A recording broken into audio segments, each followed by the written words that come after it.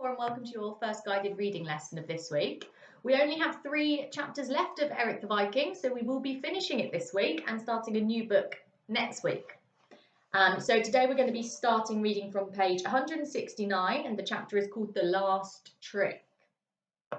Long and weary was that last voyage of Golden Dragon, and many a time Erik and his men thought their last hours had come, what with giant waves and tempests and monsters of the deep. And many a time they wished themselves back safe on the shores of home.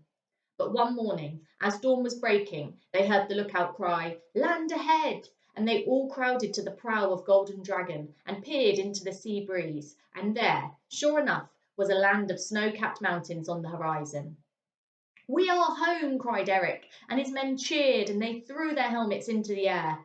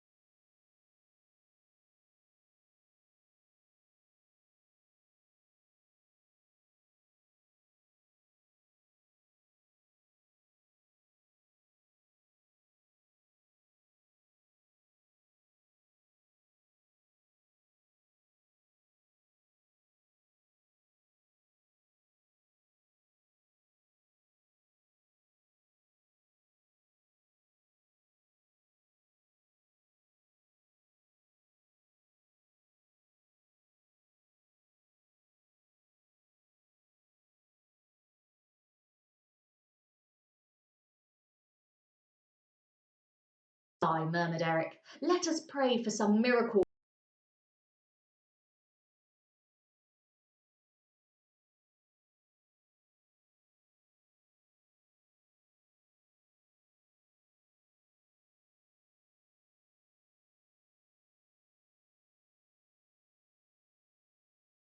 Into the very rock beneath the sea, and they heard. For a moment they were in pitch darkness. Neither Erik, nor Ragnar Forkbeard, nor Sven the Strong, nor any of the others had the stomach to utter so much as a single sound. But the blind Thorkild said, "Dark or light makes no difference now to me, but I feel a fire burning somewhere in this dank coldness." "How can that be?" shivered Erik's men. But Ragnar Forkbeard said, "Wait, what is that?" And sure enough, they began to make out a glow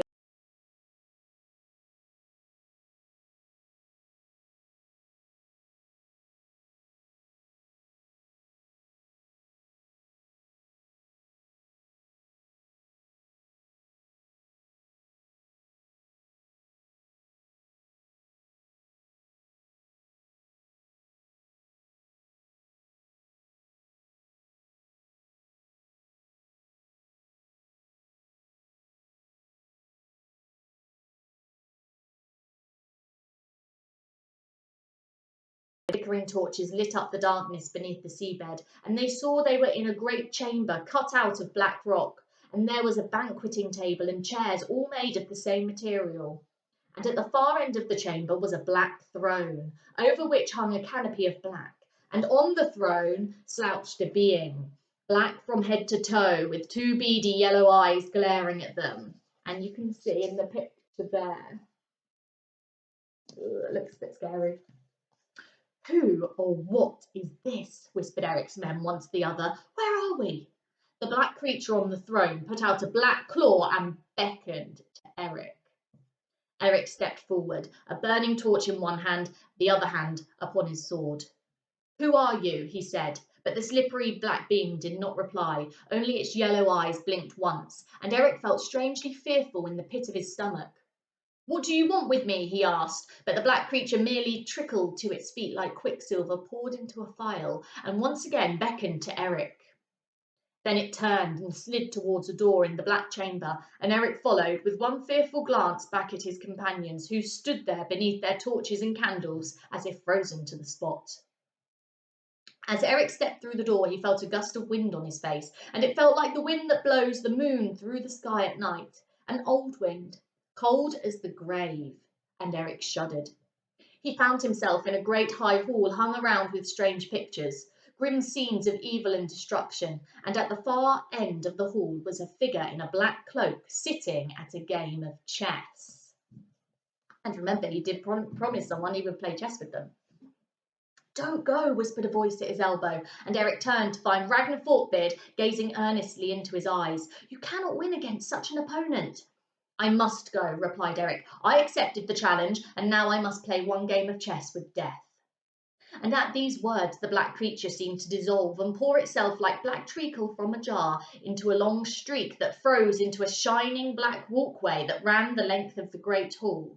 And before Ragnar Forkbeard could stop him, Erik was striding along the ebony path towards that grim figure hunched over the chessboard.